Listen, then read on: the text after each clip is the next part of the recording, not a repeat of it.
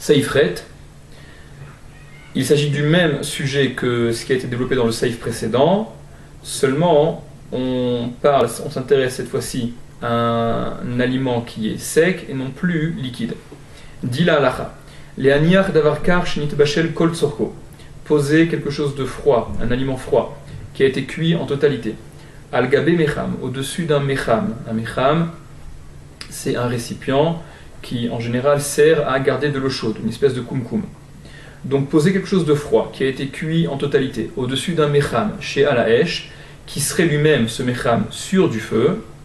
Yesh omrim, il y a ceux qui disent, chez Dino, que c'est le même din, que manicho keneged amedura, que poser un aliment face à la medura, face à un feu, face à une source de chaleur, vechol davar shemutar leanicho keneged amedura, et que toute chose qu'il est permis de poser face à un feu, bimkom shayad soledet bo, un endroit où la température est au moins égale à yad soledet, kegon par exemple, chez yavesh, un aliment qui serait sec, mutar leanicho al-gabe mecham, chez al-gabe aesh, il sera permis également de le poser sur le mecham qui serait à la hache au-dessus du feu.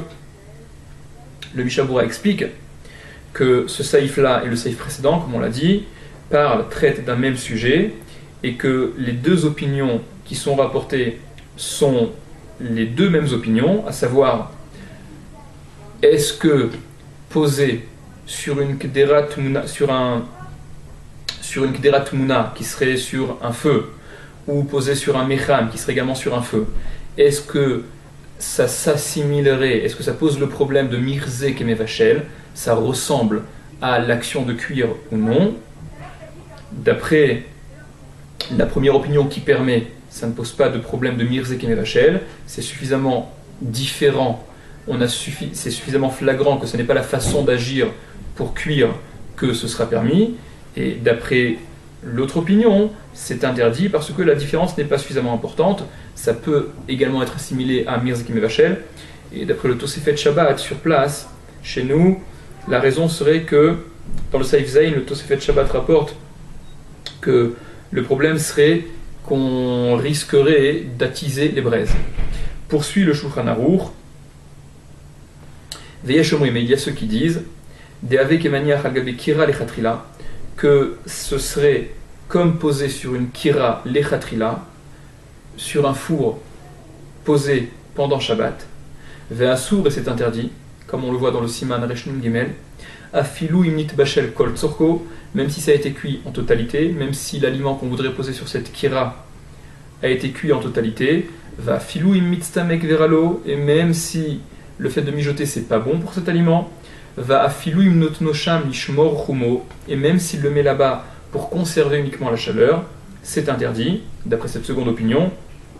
Et dit le Shulchan Aruch, verishon nire ikar, mais la première opinion semble être l'essentielle, c'est celle qu'il y a lieu de retenir. Umikol makom, et conclut le Shulchan Aruch. De toute façon, imu tafshil, si c'est un aliment, sheyesh borotev, dans lequel il y a de la sauce, donc du liquide, ou mitstamek veyafelo, et que le fait de mijoter, donc de cuire à nouveau, c'est bon. Assour les divrei akol, c'est interdit d'après tout le monde. Et là-dessus, le Mishnah Bura dit que tout ce saïf, toute la formulation de cette halakha est reprise de ce que Rabbeinu Yerucham écrit. Et cette dernière condition qui est rapportée est que le problème de cuisson pour davar l'art, pour quelque chose de liquide, ne se poserait à nouveau que si la seconde cuisson est positive, elle est bonne pour ce liquide.